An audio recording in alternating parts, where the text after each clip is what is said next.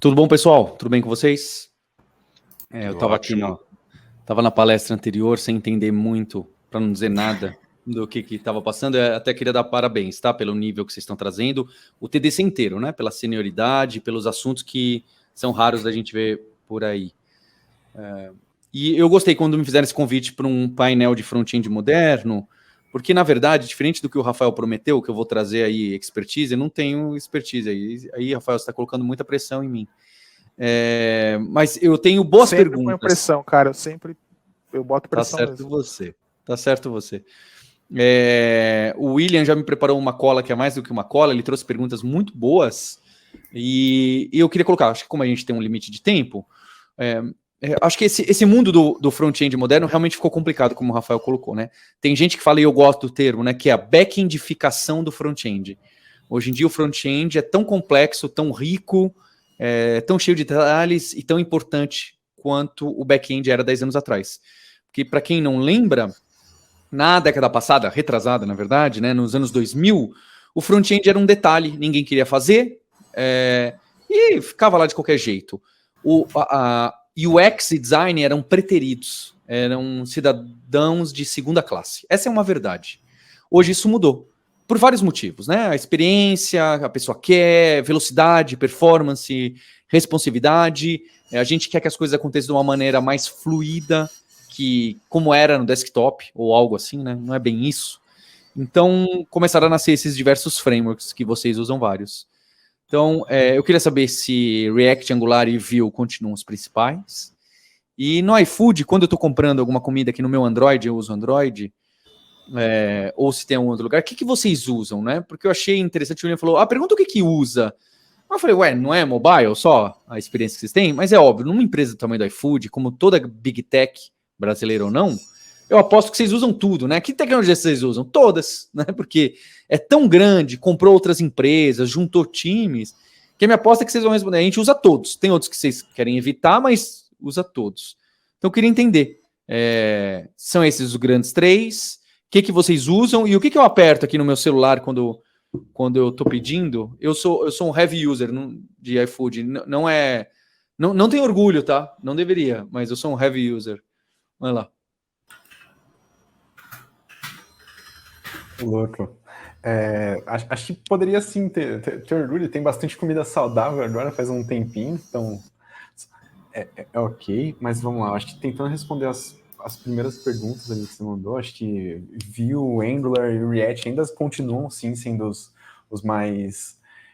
os maiores, né? Mas tem alguns outros que vêm ganhando bastante popularidade no mercado, como o Svelte, tem alguns outros meta frameworks, não sei exatamente se esse é o termo também, que hoje, quando a gente fala de React, é muito difícil falar de React, não falar de Next, não falar de outros frameworks novos como o Remix também que está surgindo, mas, bom, no iFood, acho que no iFood, assim como você falou também, a gente usa de tudo, cara. A gente a gente preza muito por independência, assim, né, e autonomia dos times. Então, cada time consegue escolher a melhor ferramenta, tecnologia, solução que vai resolver o problema, né? Então, a gente não é muito fechado com isso. Acho que o maior problema mesmo é quando a gente usa uma ferramenta que não tem muito suporte para alguns pontos de monitoramento, de observabilidade, de segurança. Então, tem alguns requisitos ali um pouco mais principais que a gente sempre acaba tendo que tomar cuidado, né? Então, e no app, nossa, se eu não me engano, no app tem muita coisa nativa, mas tem parte com Vue também. Se eu não me engano, a parte de ajuda é uma web view em Vue. Se não me engano, tem features e partes específicas com Flutter também. E tem aplicativos full Flutter aqui também, mas não é o aplicativo final do iFood, assim, é um aplicativo feito mais para os parceiros. Mas fala um pouquinho também. Bom, você fez Várias perguntas numa só, né? Cara, eu queria começar falando que uma coisa que o pessoal brincava, que ainda escuto o pessoal brincando, né? Mas hoje é menos comum que JavaScript nasce um framework novo por segundo, né? Cara, eu já não acho que isso é verdade mais, né? Hoje talvez a brincadeira seria nasce uma ferramenta de build nova por minuto na comunidade de JavaScript, porque nos últimos tempos nasceram várias. Mas frameworks, cara, eu acho que tá bem estável hoje com Angular, Vue e React. Acho que os três, se você, independente da empresa, se você adotar, estudar e aplicar bem, cara, você não vai ter que escrever nada por muitos bons anos aí e vai ser sucesso, né? No caso do que o Taka estava falando, né, no iFood a gente tem uma liberdade muito grande nas squads, em cada projeto que o pessoal quer utilizar. Mas óbvio que a gente tem padrões e a gente tem stacks sugeridas, né? No caso, por exemplo, no iFood o padrão é React. Apesar do meu preferido, quem me conhece sabe que é o meu queridinho Angular. Mas, como eu não sou fanboy de tecnologia nenhuma, óbvio que eu estou aqui no iFood para tirar o melhor da web com plataforma independente de framework. E o padrão é React, mas como ele disse, tem algumas web views do aplicativo de customer são em Vue, tem coisa com Angular aqui dentro, apesar de ser pouquíssimo, mas a stack, o design system, a esteira aqui que a gente tem de CI/CD e tudo mais, o padrão aqui é React e, cara, como eu disse, qualquer framework que você escolher vai ser sucesso. E o William, mas me diz uma coisa, se no aplicativo iFood do cliente final não tem React, onde que está esse React sendo usado no iFood? Sistemas internos? A gente tem o portal, tanto de cliente, de customer, quanto dos restaurantes. Ele, não sei se é inteiro, mas pelo menos boa parte é React. Pelo menos o portal eu sei que é dos restaurantes. Boa parte dos aplicativos que a gente tem internos, por exemplo, o aplicativo nosso gestor de pedidos, que é o aplicativo que vai no restaurante, que recebe os pedidos do iFood, ele é feito em React, entre muitos outros, né? A grande maior parte dos aplicativos webs que os clientes que fazem os pedidos no iFood não veem, normalmente são full React. Isso, tem só um adendo, esse aplicativo do gestor de pedidos, ele também funciona desktop, e tem uma biblioteca que um rapaz que trabalhou aqui, que ele fez toda a parte de impressão de comandas é feita com uma sintaxe bem similar ao React. Então, por exemplo, o header é um componente React na comanda de impressão que está saindo ali no final. E a gente também tem o React em algumas ferramentas que não são só internas, né? Então, o site, o iFood.com.br, ele é feito em React, com Next.js. Tem algumas outras ferramentas externas aqui, por exemplo, o cardápio digital, que alguns parceiros conseguem criar meio que uma versão white label, assim, do cardápio dele. Tem um cardápio específico, com preços diferentes, com taxas diferentes, então é um outro tipo de serviço.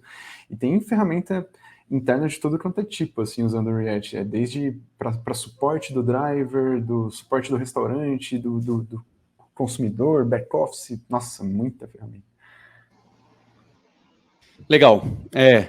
Uma empresa grande assim sempre vai ter. É que eu nunca usei o portal, fiquei curioso. Eu imaginava, né? Acho que vocês é uma representatividade interessante do mercado, né? React bastante, e aí Angular e Vue aparece, no caso Angular não, mas o Angular e Vue costuma aparecer nas outras empresas grandes em menor, né? Óbvio, tem algumas que o Angular é o principal, mas no geral, se a gente for catalogar, é assim, né? Acho que agora está estabilizado o que me parece é que isso está estabilizado também, o pedaço que cada um tem do mercado. Não me parece que o React está comendo mais ainda do Angular, nem que talvez o Vue tenha voltado a ganhar um pouquinho, mas parece que a coisa deu uma estabilizada. Os três têm crescido bem. Obviamente, React tem... nas coisas novas que estão surgindo, React ainda cresce um pouco mais, mas eu não acho que ele está crescendo ao ponto de tomar o mercado dos outros. Acho que todos estão crescendo de uma maneira bem estável aí. Qualquer um dos três que você pegar para estudar, tanto como profissional como empresa, vai dar bom. Aí acho que o próximo ponto que complica é o outro estágio, né? O que começou a acontecer nos últimos 5 anos, mais recente que explodiu, né? Uns 2 anos que começa a explodir, essas stacks em cima de stack, framework em cima de framework, não é? O William usou uma palavra nas perguntas, meta framework, que eu nem conhecia. Então aparece o Next, né? O Next aparece, e inclusive é curioso, né? Porque o React tenta se posicionar como biblioteca, eu pessoalmente não concordo com o termo, mas quem sou eu perto do dono do framework, né? E aí o Next diz, olha, eu sou o framework em cima do React. Aí vem a Jamstack, que não é bem um framework, né? Porque, na verdade, ele é um guideline. É mais estranho ainda, né? De entender. Aí, então, parece que não é a evolução deles, mas é as coisas que a gente usa em cima. Se você for pensar, repara que, antigamente, 20 anos atrás, as pessoas programavam em C, né? 30. Aí depois começaram a programar em cima de uma virtual machine escrita em C, que era com C# e com Java, né? As grandes. Já tinham outras, mas as grandes, as que ganharam espaço. Aí agora a gente começou a trabalhar com o JavaScript em cima da V8, em cima do Chrome, em cima do JavaScript tem o React, em cima do React tem o Next. A gente deixou de ser programadores de linguagens para se passar a programador de framework, para passar a ser programador de framework de framework. Vocês entendem a recursão maluca aqui? Não é estranho isso? Porque hoje em dia tem muita gente que fala assim, aí, independente se é correto ou não, você é o quê? Eu sou programador React, eu sou programador Vue. Mas como assim? Vue nem é linguagem, né? Como assim você é programador Vue? Vue não tem linguagem, não tem sintaxe, né? Em React ainda tem aquelas maluquices do React, mas não tem sintaxe, ele é uma coisa em cima. Então, o que é esse efeito que está acontecendo ainda em cima desses frameworks principais?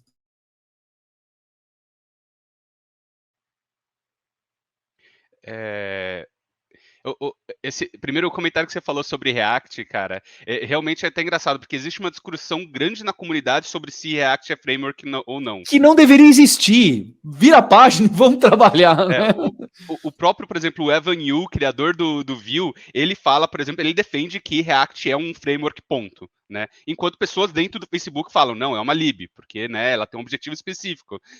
E, cara, no final das contas, tanto importa, porque o importante é, com o React, todo o ecossistema em volta dele, você consegue construir uma aplicação completa em cima desse ecossistema. A única coisa que normalmente que você não vai ter de um framework mais tradicional é a padronização sobre a maneira padrão de se desenvolver as aplicações. Né? Quando você pega uma aplicação feita com React, você sempre vai ter que entender o Lego que a pessoa montou ali, enquanto uma aplicação seja feita com Vue ou com Angular, você vai ter normalmente uma carinha padrão ali, normalmente seguindo style guides do framework, da própria documentação do framework, que é o que o Next vem estabelecer, justamente. Essa carinha padrão para uma aplicação React para conseguir ter um jeito padrão de se desenvolver, de resolver certos problemas comuns, né?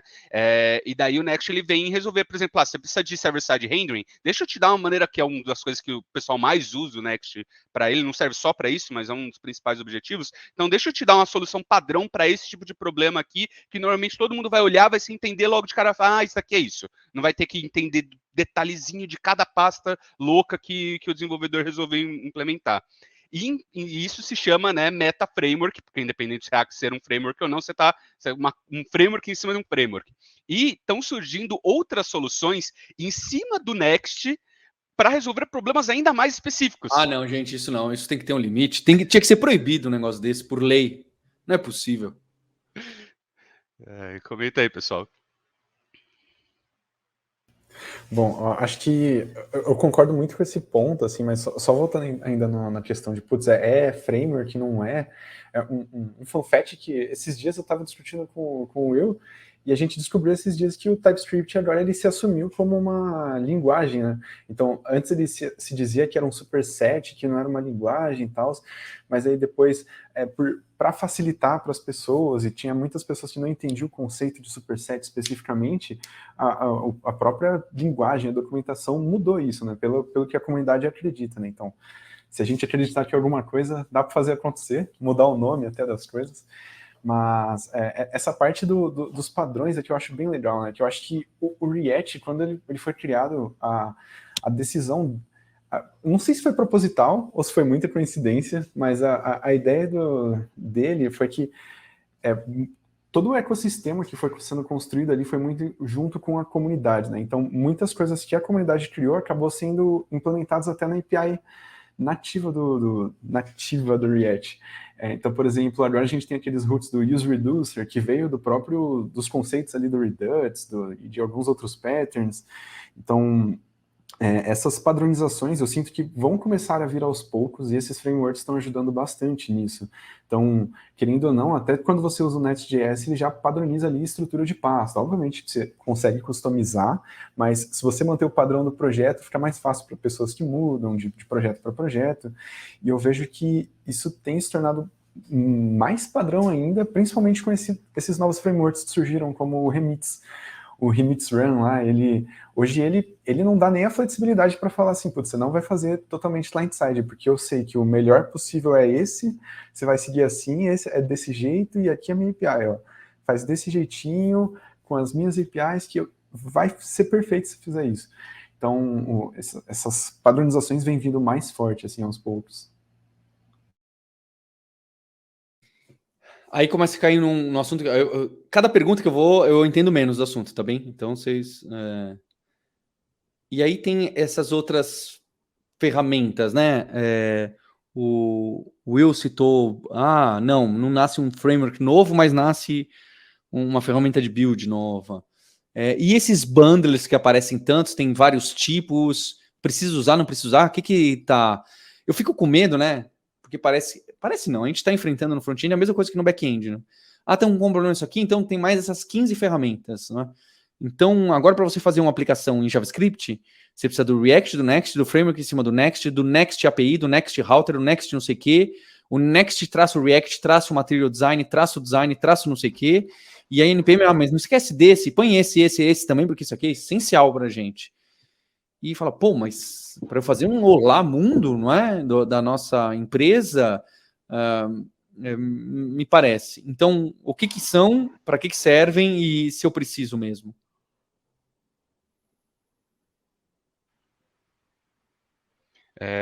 Cara, assim, primeira coisa, as pessoas, às vezes, eu brinco, né, que agora é o que está nascendo um bundle, uma ferramenta nova de bundle por minuto, né?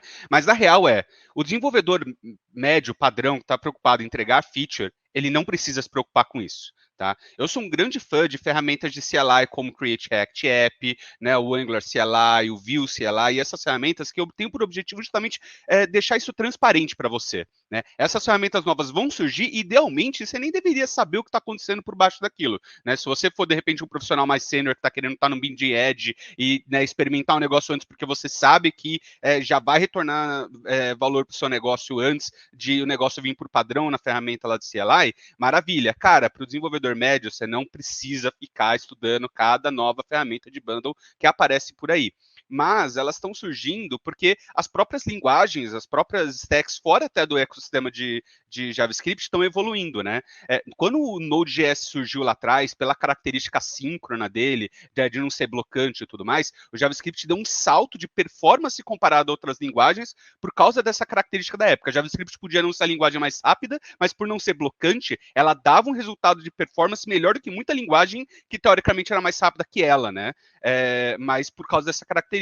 Hoje em dia, como muitas linguagens correram atrás dessa questão, cara, a gente está vendo várias ferramentas de build, linha de comando e tudo mais, que estão sendo reescritas de JavaScript ou para Rust ou para Go. Inclusive, está tendo uma competição. Às vezes começa com Go, vai para Rust e vice-versa. E muitas vezes essas ferramentas acabam sendo mais rápidas justamente para fazer o bundle. Hoje a gente, como tem single page applications, progressive web apps gigantes com 1 bilhão de features, às vezes você vai fazer um build de produção, demora 5 minutos, 10 minutos, às vezes numa esteira. E com essas ferramentas novas, algumas das promessas ou gerar um build mais otimizado ou gerar um build mais rápido. Eu consegui diminuir de 5 minutos, às vezes, para 30 segundos, né? Como é o caso de um S-Build da vida. Então, é isso que tem acontecido hoje em dia aí, se alguém quiser complementar com mais detalhes, mas o que eu estou vendo nesse ecossistema.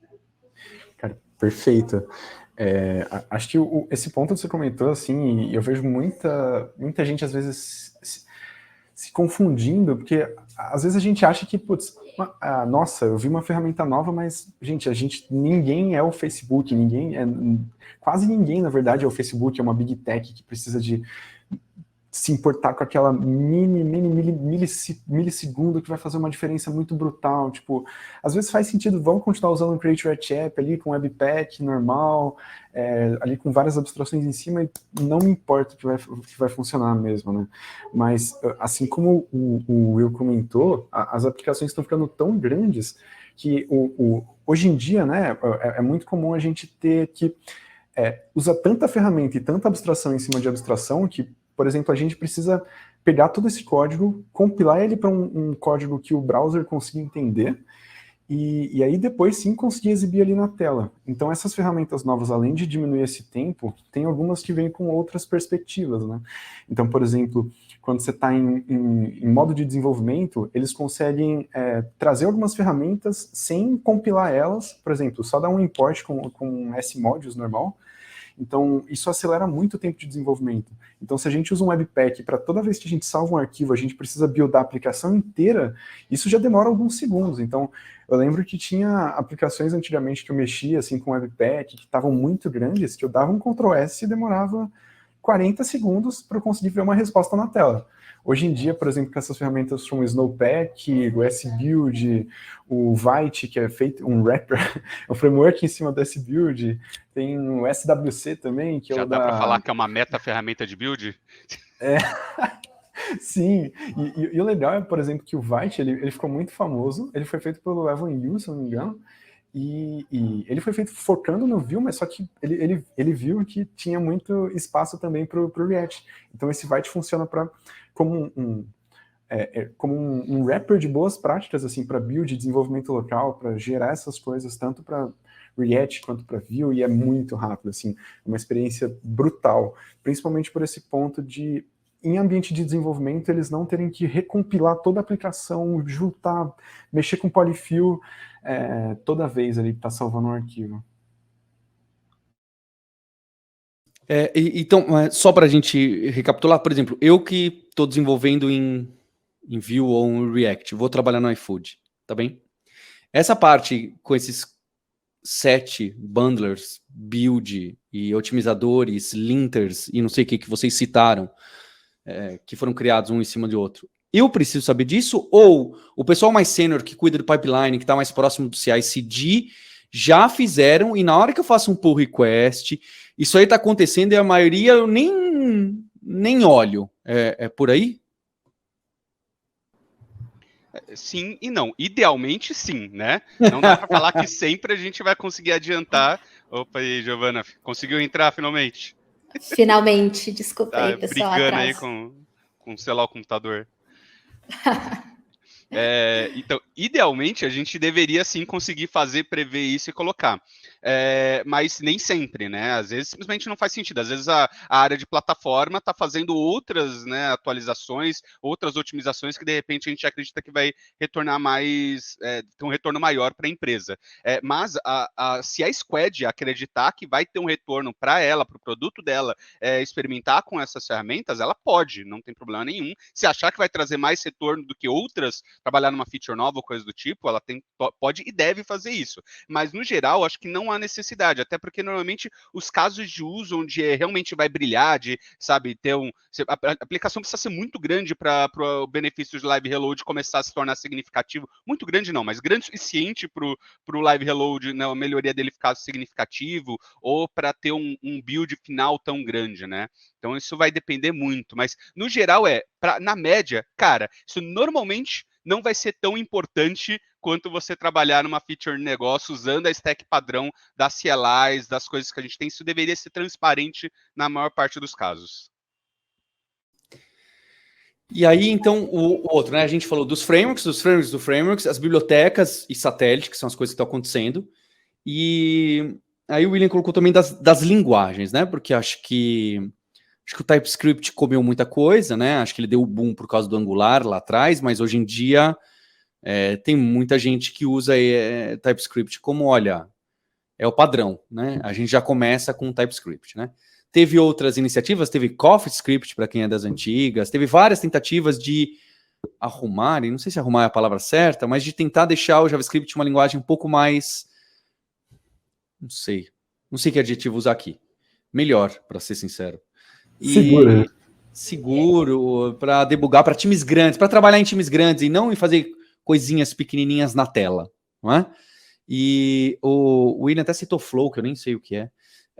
Mas aí tem ClojureScript, tem Dart jogando na web, que eu acho que é bem raro. Acho que é algo bem hipster ali, acho que é bem raro. Posso estar enganado. E tem outras iniciativas. Como que isso aparece no mercado? Como que isso aparece no iFood? Tá, realmente Dart é bem hipster na web. A gente costuma usar basicamente em apps. A gente tem já uns 2 apps rodando no iFood em Dart, apps mobile. Mas dentro do iFood, o que eu posso falar é que a gente está numa transição para TypeScript. A gente vê o valor do TypeScript aqui dentro. E para as pessoas que vão entrando, que não estão muito acostumadas com a tipagem, já vendo JavaScript normal, limpo, eles pensam às vezes, será que isso aqui vai me dar velocidade? Qual o valor disso aqui? E aqui dentro a gente vai implementando aos poucos e vai apresentando para as pessoas, esse é o valor, esses erros que você teria que explodiria em produção, você está visualizando isso agora. E aos poucos a gente vai ganhando as pessoas para usarem TypeScript e para verem o valor do TypeScript aqui dentro. E Giovanni, se eu entrar no seu time, por exemplo, e eu sou JavaScripteiro, não sei nada de TypeScript, nem tive contato com linguagens, com tipagem estática. Eu vou lá e falo, Giovanni, posso fazer aqui o trabalho? Posso escrever em JavaScript, então, aqui esse pedacinho, já que funciona? Posso escrever aqui em JavaScript ou... Não, pera lá, esse projeto aqui é TypeScript, já vai desde o zero. Entende a minha pergunta? Porque é óbvio que a resposta fácil e mais óbvia é não, é TypeScript, a gente aqui vai fazer isso no TypeScript. Mas dado que vocês têm um tamanho muito grande e vocês devem ter muito, não sei se vou chamar de legado, mas muito JavaScript aí, por que não deixar uma pessoa que está entrando, até para ela se habituar, falar, olha, você está com alguma dúvida? Escreve do jeito old school aí, depois eu te ajudo, pareio, e aí a gente dá uma sacudida aí. Como que isso acontece na prática? Isso acontece realmente como você disse, tem muita coisa ainda legada, a gente está fazendo uma transição aos poucos para o TypeScript. Projetos novos geralmente nascem em TypeScript, mas os mais antigos a gente está ainda nessa transição. Então tem um híbrido ali, tem coisas em TypeScript, tem coisas em JavaScript normal, e que, bem, se a pessoa está começando, eu, pelo menos aqui no meu time, a gente sempre pareia para tentar nivelar todo mundo. Mas não vejo problema em começar e escrever um JavaScriptzinho normal, ao invés de colocar um monte de N no código, que seria... Dá para escrever até sem var, sem let, hein? Imagina que bonito. Sem var, sem nada. Daquele... Eu acho que isso dá para ser incentivado também no Code Review. Mandou alguma coisa em JavaScript, de alguém com mais senioridade, mais conhecimento, fala, isso aqui dá para escrever assim, em TypeScript e tal, e introduzir aos poucos, assim, e a pessoa também aprendendo. Eu acho que é uma forma... Até porque o TypeScript, ele tem uma curva de aprendizagem. Então, se a pessoa, você precisa entregar uma feature ali, que está com prazo apertado, e o TypeScript, os tipos estão te atrapalhando, estão dizendo, isso aqui não está passando porque a tipagem não está deixando. Eu posso escrever isso aqui em TypeScript? Poderia, sim. Eu não vejo problema. Para mim, esse ponto ele é muito mais uma questão do projeto, né? Se o projeto inteiro está configurado com TypeScript, está usando o strict mode do TypeScript, ou seja, usando ele em toda a sua complexidade, com todas as suas flags ligadas, né? Não vai dar para simplesmente escrever uma feature, um pedacinho de código com JavaScript puro. Daí cabe ao time dar todo apoio ao desenvolvedor que ainda não tem costume para isso, para fazer com que ele seja produtivo o mais rápido possível ali e se sinta confiante, né? Obviamente. Mas uma coisa que eu queria pegar essa deixa que você colocou, você, falando até da introdução que você deu a respeito do Dart, ClojureScript e tudo mais, é muito engraçado, por exemplo, o Dart, quando o Google lançou o Dart, que é era para web, né? Era para web. O objetivo era esse. O boom dele no início foi, inventamos uma linguagem para substituir o JavaScript. Isso, você transpilava ali para o JavaScript. Essa foi a promessa. O Google falou, JavaScript vai morrer, Dart vai substituir. Cara, obviamente, isso não aconteceu. Deu um puta boom no começo, todo mundo falando de Dart, hype, morreu. É assim. E daí, óbvio que Dart não era uma linguagem ruim, né? Tanto é que agora eles estão utilizando no Flutter, né? E o pessoal que está programando com Flutter lá usando Dart tá amando e tudo mais. Mas assim, substituir o JavaScript, cara, a gente já teve outras coisas disso antes, né? Teve o quê? CoffeeScript. Não sei se alguém aqui, por um acaso, programou uma linha em CoffeeScript. Eu programei muita coisa em CoffeeScript. Eu escrevi single page applications inteiras. Olha, Giovana, você estava em Rails, é isso? Você era de Rails? Não. Era simplesmente, cara, eu estava no começo do boom de single page applications, 2012, 2013. Não tinha, até tinha TypeScript que foi lançado mais ou menos naquela época. Mas, cara, quem ia usar TypeScript naquela época que a Microsoft acabou de lançar, né? Mas daí você não tinha ferramental para front-end moderno. Você não tinha Babel, você não tinha nada. A única coisa mais moderna para escrever um JavaScript minimamente mais... Não tinha ECMAScript 6, foi lançado em 2015. A gente não tinha nem ECMAScript 2015, né? ECMAScript 6, eu não tinha nada. O único ferramental que tinha na época era aquilo. Só que, por que não sobreviveu? Por que a gente não está usando o CoffeeScript até hoje? Porque é outra linguagem, né? Como é que é o nome do cara que soltou a frase, o criador? Acho que foi o criador de JavaScript, né? Always bet on JavaScript. Foi o... que ficou famoso na conferência aqui no Brasil mesmo, na conferência de JavaScript aqui. O Brandon Ike? Não. O Brandon Ike. Ele soltou aqui no Brasil essa frase, always bet on JavaScript. E daí, por que o TypeScript foi diferente? Diferente Dart, diferente Clojure, script, diferente Dart. Porque no final das contas, o Taka comentou, né? Até pouco tempo atrás, TypeScript se definia como um superset, não como linguagem. A linguagem era JavaScript. TypeScript estava te dando um superset de tipos, umas features extra a mais que você podia usar se você quisesse ou não. Então, você pode hoje começar um projeto, colocar TypeScript, mas falar para ele identificar arquivos.js e deixar com que ele infira tudo para você, o que ele conseguir inferir para você, e você não precisar escrever uma linha que não seja JavaScript puro que você conheça. E se você quiser começar dessa forma, você pode. E tudo que ele for colocar mais é opcional extra que você pode colocar no seu projeto, como obrigatório ou não. E daí o diferencial que fez o TypeScript para mim dar esse boom e crescer na comunidade foi isso, coisas extras. Ele não está querendo fazer uma outra linguagem. Tudo que você escrever de JavaScript que você já conhece é uma sintaxe válida e tem que ser válida eternamente no TypeScript. Entendeu? Esse é o diferencial dele de todos os outros. Sim, e eu acho legal esse lance que você comentou do teste, né, que, por exemplo, se você escrever um arquivo JavaScript, botar só um comentário lá de @testcheck, o próprio VS Code ele faz a validação toda como se seu arquivo fosse TypeScript. Uhum. E só um adendo sobre a parte do iFood, né, então, assim como a Gel comentou, aplicações novas a gente recomenda fortemente que seja TypeScript. A gente tem algumas padronizações aqui dentro, como as RFCs de aplicações web, que são boas práticas e recomendações para aplicações web, desde segurança, tecnologia, framework, estrutura de pastas, escalabilidade e tal. Mas, além disso, eu só não podia deixar de falar que hoje também a gente vai ter mais uma talk mais tarde falando só sobre TypeScript, né, e falando de coisas um pouquinho mais avançadas. Então, quem quiser saber também, vai ser às 5 e pouquinho. Vai ser um palestrante bem meia boca aí, tá? Mas vai ser assim que vai ser bom. Vai sim. E é o que permite a gente deixar projetos legados híbridos e migrando para o TypeScript aos poucos.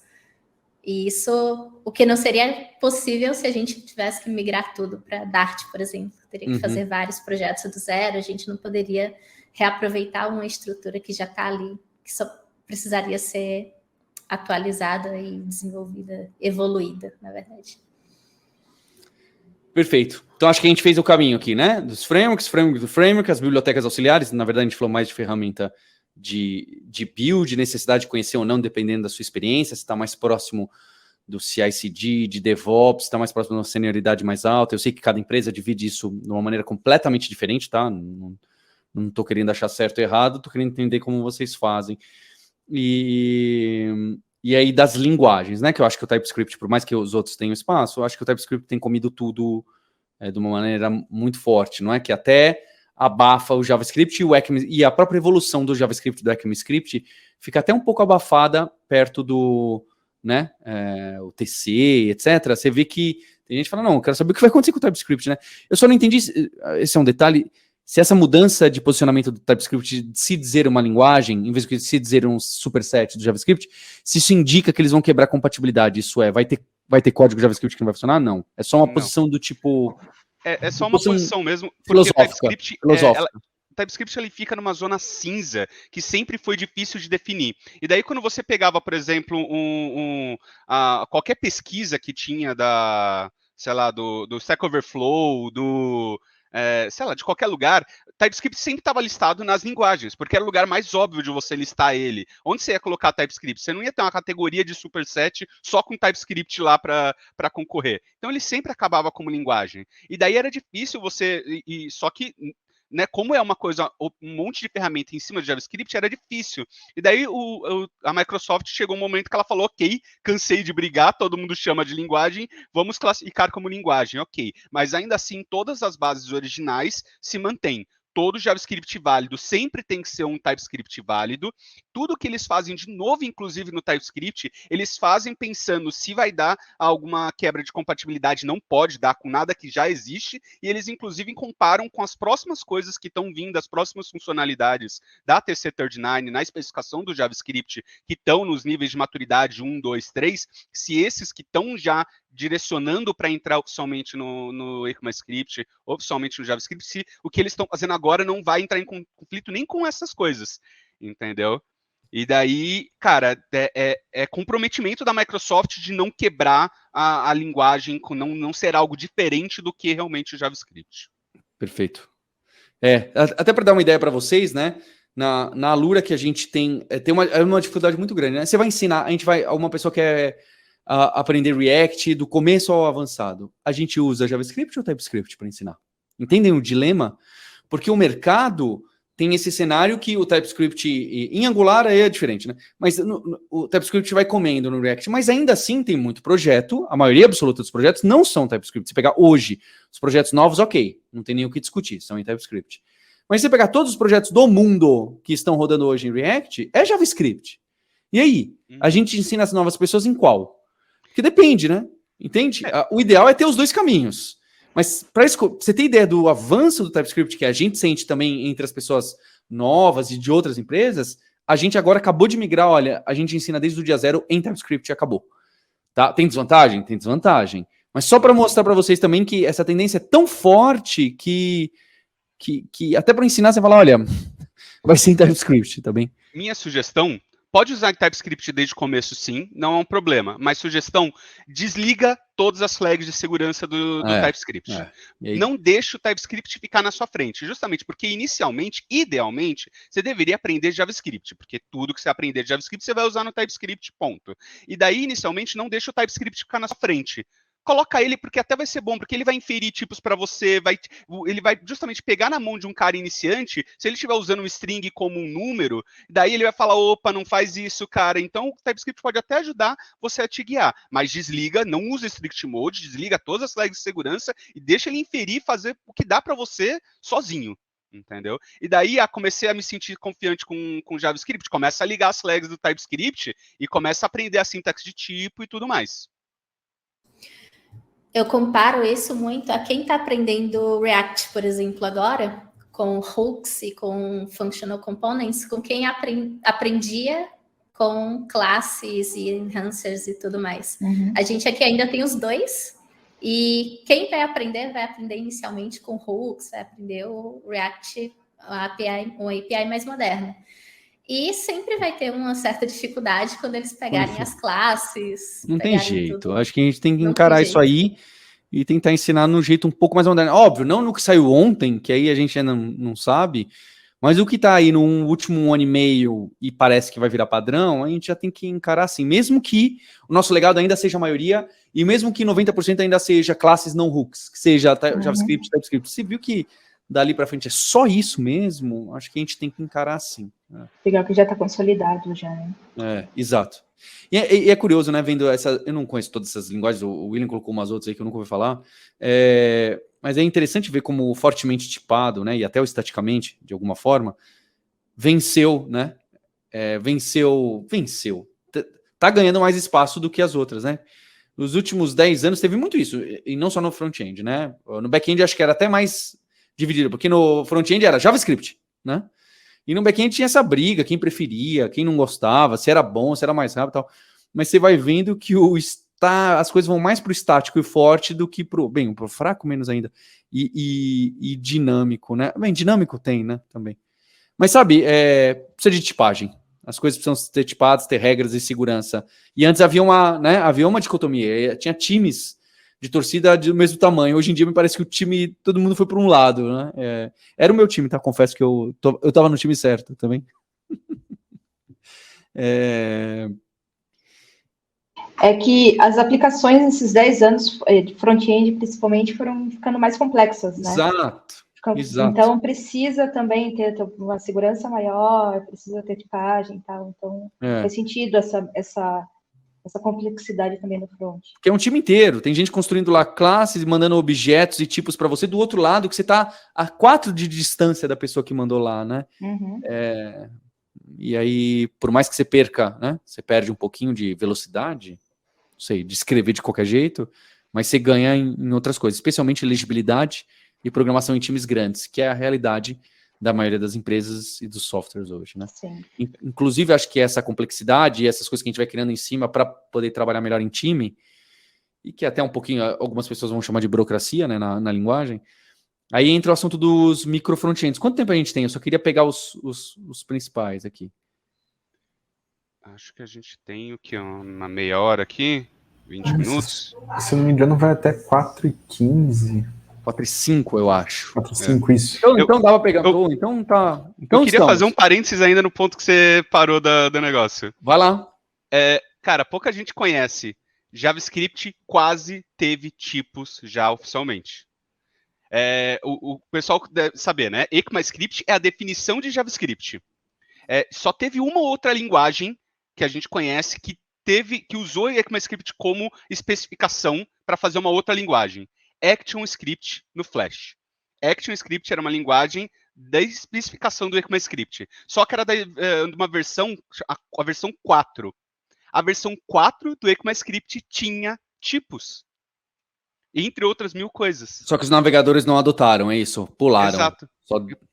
Porque o que acontece? As tecnologias da web, elas têm uma particularidade que é um ponto forte e um ponto fraco, que ela tem que ter retrocompatibilidade eterna.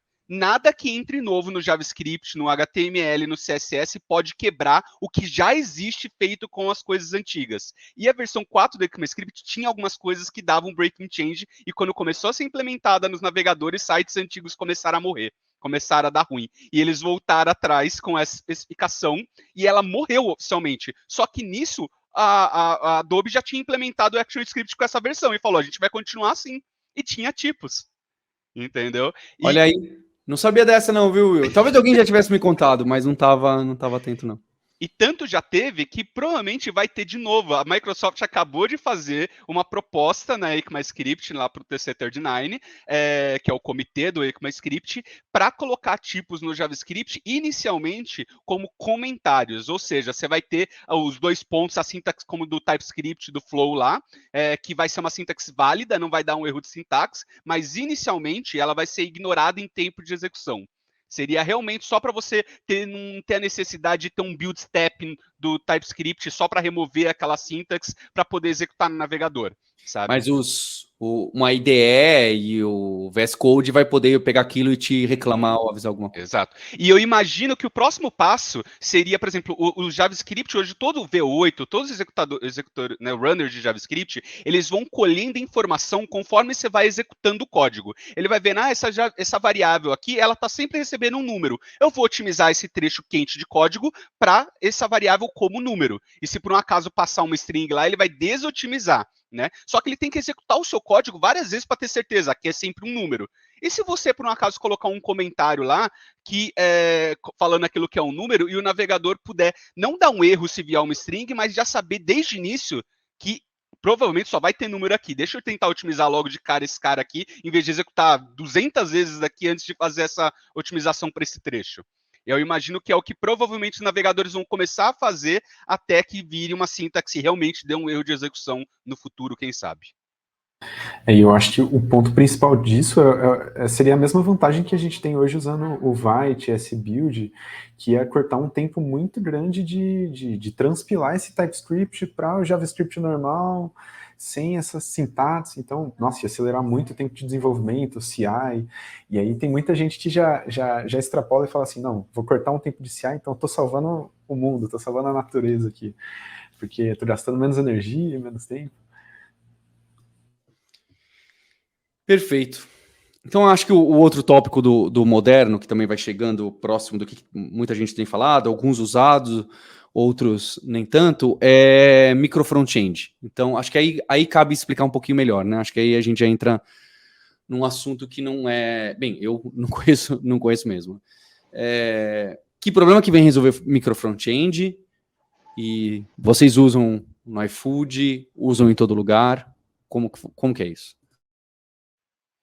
Como eu dei uma palestra agora há pouco de micro front-end, eu vou dar só a introdução do tema rapidinho, daí eu deixo para o pessoal aqui falar sobre o uso interno no iFood, tá? Cara, micro front-end é uma solução de arquitetura que tem por objetivo permitir que a empresa consiga escalar múltiplos times trabalhando em conjunto numa mesma aplicação, numa mesma web app.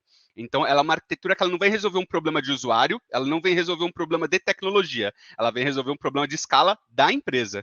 Então, imagina que você tem múltiplos times trabalhando você tem uma single page application, uma progressive web app gigantesca, com 200 features, que precisa de 10 times trabalhando em conjunto para evoluir, sustentar, desenvolver novas features e tudo mais, e elas estão sempre, o tempo inteiro, tendo que fazer, sei lá, reuniões de sincronização, estão sempre dando conflito de código uma com a outra, está sempre tendo problemas, estão se barrando o tempo todo. E você conseguir fazer uma arquitetura onde você isole elas, de alguma forma, e você consiga dar autonomia para cada time conseguir desenvolver as suas features, buildar, deployar, mandar para produção, sem ficar pedindo permissão, sem ficar esbarrando, gerando problema na outra parte da aplicação, que é de outro time, que é de outro lugar.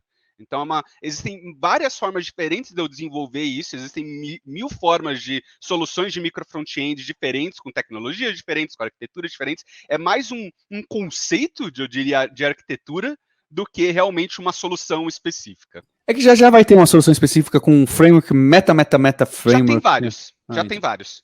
Tá? Mas eu queria deixar para o pessoal aqui, quem se sentir mais confortável, para falar de como a gente usa dentro do iFood. Só para falar de alguns desses meta frameworks, se eu não me engano, tem até um interno que a gente desenvolveu aqui. Tem um rapaz aqui que entrou recentemente. Nossa, já deve ter feito um ano, mas ele desenvolveu um próprio framework de micro front-end chamado Rollcake, como TCC, que é o Antônio Neto. Se alguém pesquisar aí no GitHub, vai achar um Rollcake ali, é bem interessante. Mas o que eu ia comentar é que existem alguns submeta frameworks aí muito famosos, como o Single SPA, tem o Qiankan, que ele é um framework chinês ali, mas é fantástico a documentação dele também. Não sei se alguém quer falar um pouquinho de como a gente usa interno. Eu acho que isso é com você que está na maior parte ali. Eu trabalho num contexto que não precisei ainda utilizar micro front-ends, mas sei que várias squads aqui no iFood utilizam. É incentivado até a utilizar se precisar e tal. Mas o TAC é o cara aí para falar. Eu só cheguei ali para mexer, não foi o que fiz, não. Isso, mas dando um contexto de usos de micro front-end aqui no iFood, nas nossas aplicações de parceiros restaurantes, é uma constante na maioria, porque a gente tem vários módulos, digamos assim, a gente poderia chamar de módulos dentro dessas aplicações que elas são mantidas por times diferentes e times de contextos totalmente diferentes. Então, além de os benefícios óbvios que a gente tem de ter um build mais rápido, de ter uma pipeline mais rápida, por ter pequenos trechos de código ali, a gente tem também o ownership daquele repositório, daquele código por times diferentes. E também tem, se eu não me engano, também ajuda nisso de não atualização. Que tem gente que está no React numa versão, gente que está na outra, e eu consigo de alguma forma fazer isso conviver? Tem um pouco disso? Ou eu estou viajando? Tem sim. Tem opções de fazer isso, só que às vezes isso tem muito lado negativo, né? Que a gente vai levar muito mais JavaScript para o usuário final. Então pode acabar deixando a aplicação mais lenta, principalmente para quem está acessando por 3G. Então aí, putz, imagina para cada página ou seção da página, a gente tem uma versão diferente do React. A gente vai ter o Node Mods inteiro ali de gigas. Um bundle diferente para cada, né? Para cada. Mesmo se eles sejam parecidíssimos, né? Vai um inteirão para cada pedacinho da tela, né? Sim. Entendi. Dá para fazer, mas eu brinco que eu tenho uma relação de amor e ódio com o micro front-end, porque eu amo o tema, ele pode ajudar muito em várias empresas que quando realmente precisam, mas por vezes eu vejo o pessoal usando isso só pelo hype desnecessariamente e prejudicando muito a experiência do usuário e às vezes dos desenvolvedores, adicionando uma complexidade gigantesca sem menor necessidade.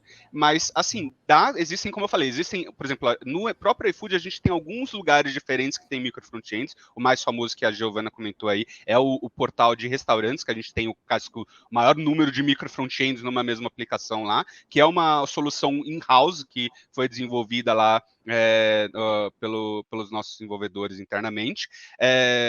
Mas existem várias maneiras diferentes, tanto para, de repente, conseguir... Por exemplo, o mais importante, na minha opinião, de uma arquitetura de micro front-end é dar autonomia para o time.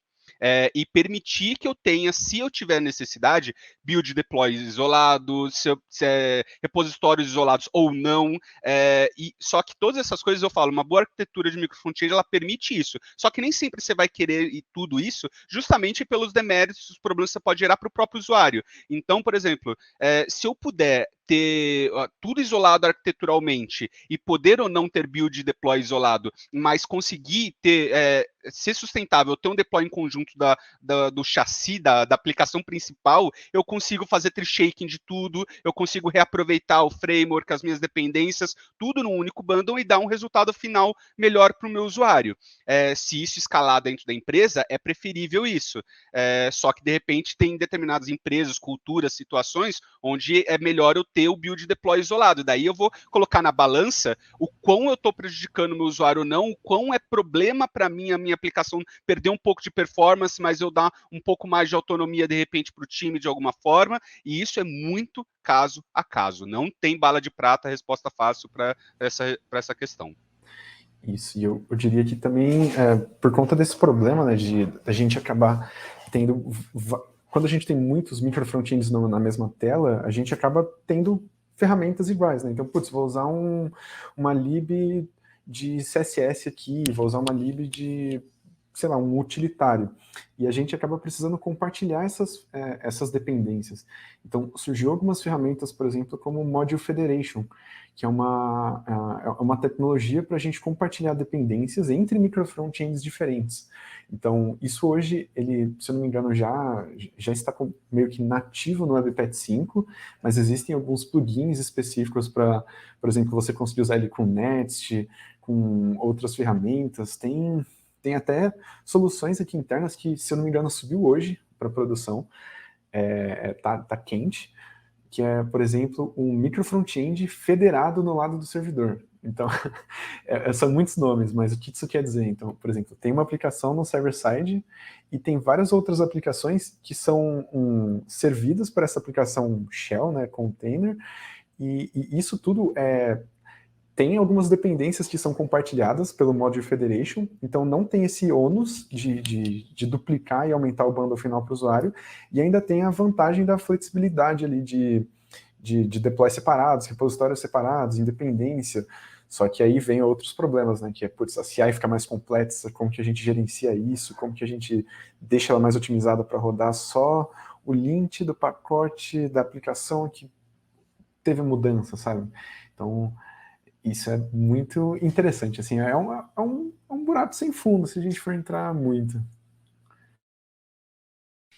Bem, seguindo aí as tendências, e o monorepo? Qual que é o problema que tenta atacar e se vocês usam ou não?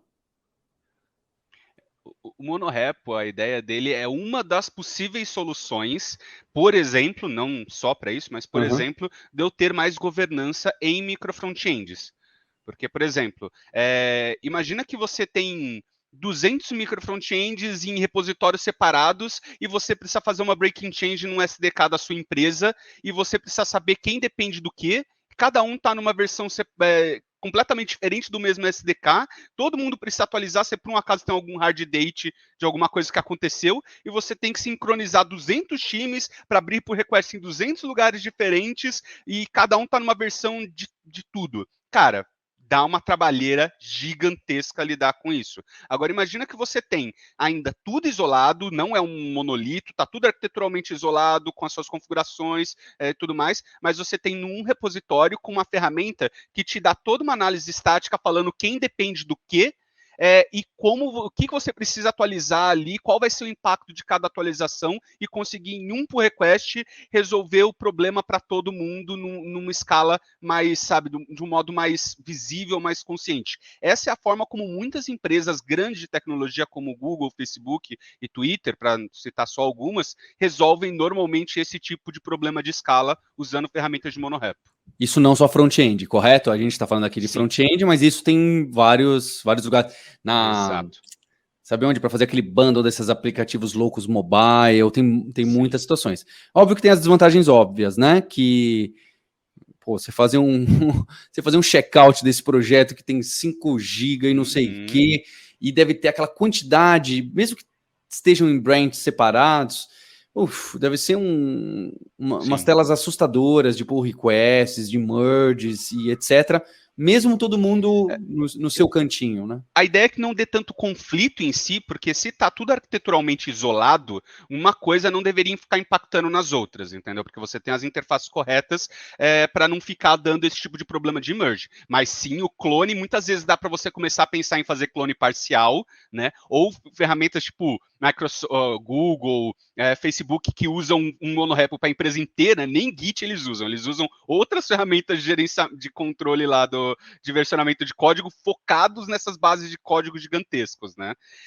Mas sim, por exemplo, no iFood, eu não sou a melhor pessoa para falar desse lado, mas eu sei que, por exemplo, o pessoal de iOS, do aplicativo de customer do iOS, eles usam Buck, que é uma ferramenta do Facebook para monorepo, para justamente fazer esse controle de todos os módulos deles interno. Eles usam Gradle como ferramenta para monorepo para a parte do Android, e no front a gente tem tanto o Enex.dev, quanto como é que é o nome da outra?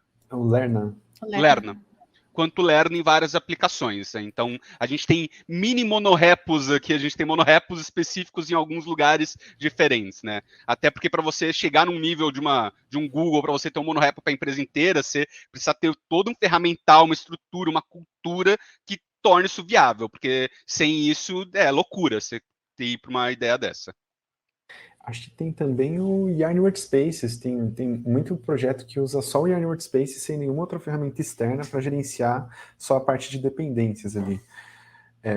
E só um adendo que você comentou, Paulo, de aplicações nativas que são muito grandes. Então, por exemplo, hoje aqui o app do iFood, né, ele cresceu tanto que foi necessário times específicos só para cuidar dessa parte de plataforma. Então a gente tem, eu também não sou a melhor pessoa para falar disso, mas eu sei que a gente tem ferramentas internas, então, por exemplo, para o Mac, no desktop, que são usadas para a gente selecionar, por exemplo, quais módulos da aplicação que a gente vai usar, e essa ferramenta consegue buildar e fazer um cache do meu app só para eu conseguir rodar essa parte específica do app, de tão grande que ele está. E ele faz algumas otimizações, caches, trackings internos para saber quem está usando a ferramenta, qual módulo está sendo mais usado. Então, é muito interessante a escala que já chegou o app, né? Imagina que você tem um aplicativo tão grande que se você abrir ele inteiro no seu SDK, na sua IDE, vai explodir a sua máquina. Então, o que essas ferramentas normalmente fazem, tipo o Buck que eles usam lá, tem uma interface visual, acho que do próprio Buck, que você seleciona, eu quero trabalhar com esses módulos. Ele cria a configuração da IDE para você, só com aqueles módulos que você quer trabalhar. E daí, no momento de você fazer o build, se você está buildando com um código que já está versionado, ele pega o build cacheado, que já foi gerado, seja na CI ou por outra pessoa, que já está numa nuvem interna nossa, e em vez de você ter a necessidade de fazer o build na sua máquina o tempo todo, para tentar otimizar esse ponto aí e deixar a vida do desenvolvedor mais produtiva. E dá para fazer essa mesma coisa do lado do front-end, o NX.dev, que é uma ferramenta que a gente tem usado cada vez mais para front-end no iFood, também tem essas características de fazer cache, tanto do resultado do build, quanto do resultado de execução dos testes, de lint e tudo mais, que pode poupar muito a vida dos desenvolvedores. E tempo de CI. Perfeito. Eu acho que aí a gente passa para... Antes de chegar, Will, você colocou numa ordem aqui, eu vou mudar um pouquinho, tudo bem? E a parte da performance? Perfeito. É que, cara, você acertou assim, ficou incrível. Você que deveria estar fazendo a entrevista. Não, e não fiz sozinho, tá? Que o pessoal aí apoiou, viu? Tá bom. A performance... Eu vou colocar os dois juntos, porque eu acho que eles caminham, né? São aquelas preocupações... Aqui a gente falou muito de tecnologia, o que a gente usa, e pouco focado no usuário, mais focado em como a gente faz acontecer, certo? Paixões, muito técnico. Aí começa a ser algumas coisas que são mais próximas do usuário final. O usuário final quer que a página carregue rápido, quer que talvez o render inicial seja server-side, quer que quando você clica não tenha que carregar tudo de novo, quer usar pouca banda, quer que dê aquela imagem de ser rápido, às vezes não é, né? Mas você usa uns truques visuais. Então a performance, que não é necessariamente o quão rápido vem o primeiro byte, não é só isso, né? Hoje em dia esse core vitals, essas coisas todas são bem complexas, tem várias métricas, não é? Mas eu acho que vale a sensação para o final do usuário. Como que anda essa performance e a acessibilidade, que eu acho que...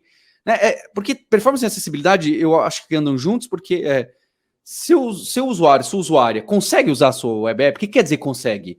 Dado que essa pessoa tem restrições, ela consegue usar, dado que essas restrições podem ser da pessoa, não é? Em questão dela precisar de um leitor, né, para falar o que está vendo, o que estaria vendo, ou pode ser de banda 3G, como vocês já citaram, não é? Então, acho que tudo anda junto, isso a gente consegue... Quais são as preocupações que esses frameworks que a gente tem que tomar cuidado? Um exemplo, vocês já falaram, vai ficar usando o micro front-end, vai carregar 7 Reacts, 2 Angular e 1 Vue na página dele. Então, o que isso aí trabalha bem de performance e acessibilidade? Que cuidados que a gente precisa ficar de olho desde o começo, certo? Eu imagino o iFood, não é? Se a app mobile carrega um segundinho mais devagar... Você perde, acho que vocês mensuram isso, né? Um segundo a mais que demorou ali pro search voltar, porque a telinha tava... Não é nem porque o back-end estava respondendo, é porque o front-end estava renderizando, a pessoa fecha a app, ou vai buscar outra alternativa, ou vai pegar o miojo que tem ali na dispensa, certo? Não é o meu caso. Mas então, como que a gente pode trabalhar com isso? Quais são as preocupações? Tá, posso falar um pouquinho, porque tive essa preocupação recentemente. A aplicação que eu trabalho, eu levava em torno de 14 segundos, em média, para ser carregada no celular, no desktop.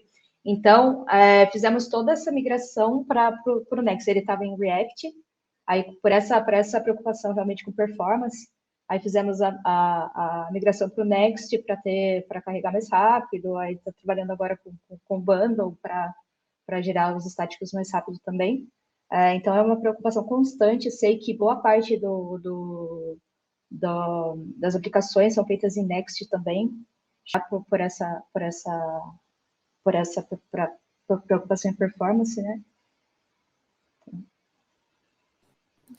Existe. E falando um pouquinho também, eu trabalho numa aplicação parecida à mesma que a Andressa, e a gente migrou para Next por isso, E também voltando um pouquinho aí o tema de meta frameworks, esses frameworks novos, eles estão integrando muitas ferramentas de acessibilidade, de otimização para tudo. Então, uma coisa que você teria muito trabalho de fazer, você pegar um GUP, por exemplo, para você modificar uma imagem, deixar uma imagem mais performática ali numa página, sei lá, uma página que tem que carregar muito rápido, o Next e um Gatsby, eles já estão fazendo no próprio framework. Então, isso já ajuda bastante o desenvolvedor não ter que se preocupar com esse tipo de coisa, não ter que fazer ali na unha, você ter um ferramental bom para fazer esse tipo de coisa. E, aos poucos, eles vão integrando também a parte de acessibilidade, porque performance, você pode ter o aplicativo mais performático, mas se a pessoa tem uma limitação e ela não consegue usar, você nunca vai chegar ao resultado que você quer. Então, performance não vale de nada aí. A gente usa, por exemplo, X, acho que o Taka ele pode falar um pouquinho melhor. Eles têm até recentemente o próprio evento, mas a gente usa esse tipo de ferramental para ir até educando um pouquinho as pessoas, isso aqui está dando erro, isso aqui precisa de um trabalhinho a mais na acessibilidade, a gente pode incorporar esse tipo de coisa dentro de uma pipeline e deixar ou não bloqueante. Aí depende muito do nível que você está e da cultura da empresa, mas o ferramental vem ajudando bastante. Uhum. Até contraste de cor. Hoje a gente vê no console log se certo botão não está com contraste ideal, sabe? Ah, é? Tem umas libs que você já põe ali e já te avisa ali, não é nem... você está executando e já está gritando no seu ouvido, que legal. Sim, legal. sim.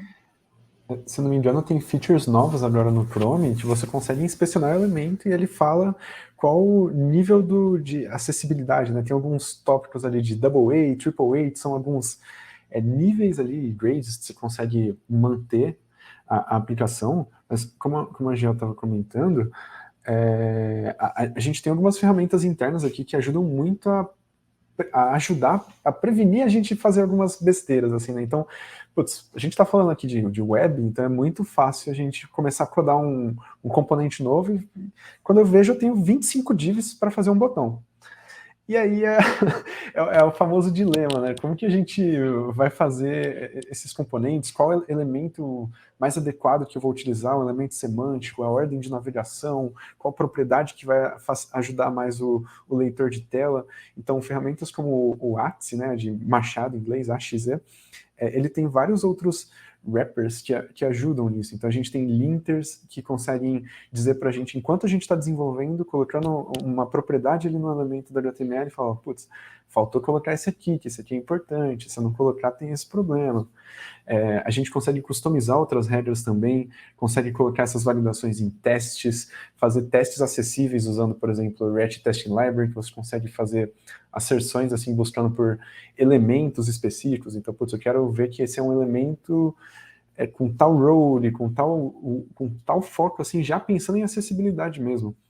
Então, hoje em dia a gente tem bastante ferramental, mas ainda hoje, eu diria que é impossível a gente conseguir automatizar 100% essa questão de acessibilidade, porque sempre vai haver um tópico diferente que vai precisar passar por uma revisão ali junto com UX, com design, de entender o fluxo de navegação mais adequado, passar ali um leitor de tela em cima para ver se vai estar tudo certo, e às vezes não é só leitor de tela, né? Então é muito difícil a gente saber qual que é o contraste certo que a gente vai usar, tem muitas coisas. Mas, pode comentar, já. Eu ia comentar que a gente está falando de contraste, de leitor de tela, porque a gente pensa muito em acessibilidade ainda como uma restrição visual. Mas existem vários tipos de restrições que você pode ter, uma pessoa mais idosa, ou uma pessoa que tem Parkinson, por exemplo, a pessoa não consegue clicar em determinados elementos. Então, tudo isso, pensando, por exemplo, no onboard de uma pessoa nova que está chegando, ele não vai chegar sabendo todos os detalhes.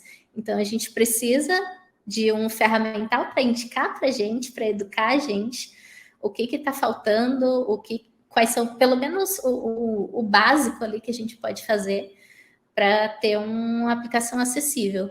Então, aí já vai chegando, tem Lighthouse, tem o Axie, tem já várias ferramentas que a gente pode automatizar ali o básico, como o Taka disse, colocar mais algumas restrições, mas tudo é muito difícil de você cobrir.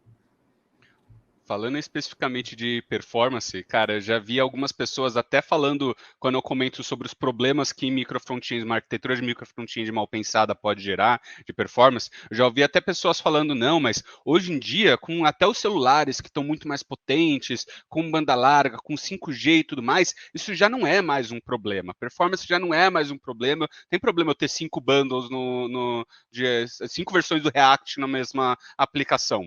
E na real, quando eu vejo do Google, do Facebook, dessas outras grandes empresas, eles estão indo num caminho completamente contrário, né? Até pouco tempo atrás, o Google, nas buscas mobile, ele interpretava a performance lá estava como um dos quesitos principais para ranquear uma busca mobile. E eu estou falando até pouco tempo atrás, por quê? Porque eles não estão mais considerando no mobile? Não, porque eles começaram a considerar isso no desktop também. Hoje em dia, tanto em busca desktop quanto em buscas mobile, se você tiver uma baixa performance, seu site vai cair para baixo, porque o Google quer recomendar as aplicações web com melhor performance. E quando a gente fala da web, dos diferenciais da web com relação a tipo mobile, cara, a web nunca vai ser tão rápida quanto o mobile, nunca vai ter todas as APIs que um mobile nativo vai ter, só que a web tem diferencial? É justamente seu modelo de distribuição, é justamente o fato de eu conseguir mandar um link para alguém e ela cair exatamente na página que eu quero, com os parâmetros que eu quero, em segundos, em qualquer lugar, se for bem otimizada. Então a web, ela só brilha de verdade, com potencial que só ela tem diferente das outras plataformas, com performance. Não dá para falar de uma coisa diferente da outra, na minha opinião. Tanto que foi a morte do Flash, né? Essas questões aí, muitas dessas questões. E só um adendo que a web ainda não tem as mesmas APIs do nativo, né? Cada vez mais está tendo. Inclusive, a gente tá. O software de gestor de pedidos nosso do iFood, que roda nos restaurantes, está deixando de ser uma aplicação Electron, porque precisava do Electron para poder fazer a impressão com a impressora térmica. Impressora, e agora USB. E agora está utilizando a API de Web Serial para falar diretamente do navegador com a impressora térmica, sem precisar do Electron, sem precisar de nenhuma outra camada intermediária ali. PWA pura, ó. Muito bom, porque não tem mais ninguém com dúvida. Onde eu instalo 2 cliques no exe, onde, como que é? Não, peraí, nesse Windows, nada, acabou. Atualiza seu Chrome, né? Legal. Gente, queria agradecer. Eu vou convidar também vocês para participarem do podcast do Hipsters, onde a gente vai começar a fazer mais estudos de caso, porque acho que esse assunto tá... eu queria dar parabéns, tá? Eu sempre falo, é muito legal eu conversar, eu ver pessoas falando que dominam muito a área que trabalham, qualquer área, né? Não estou falando só de TI, né? É muito legal ver a paixão que vocês têm, o domínio que vocês têm da tecnologia. Claro, como eu não conheço muito esse assunto, talvez vocês não manjem tanto, vocês estão me enganando, né? Mas é muito legal ver essa autoridade de vocês, tá bem? Então, fica parabéns aí pela trilha, pelo conhecimento e pela humildade, tá bem? Acho que é isso também, né? Às vezes tem gente que chegou nessa senioridade e não tem tanta humildade, fica mais difícil de comunicar. Acho que é uma característica pessoal de cada um. Mas vocês aqui, eu fico lisonjeado de ter participado. Tá bem?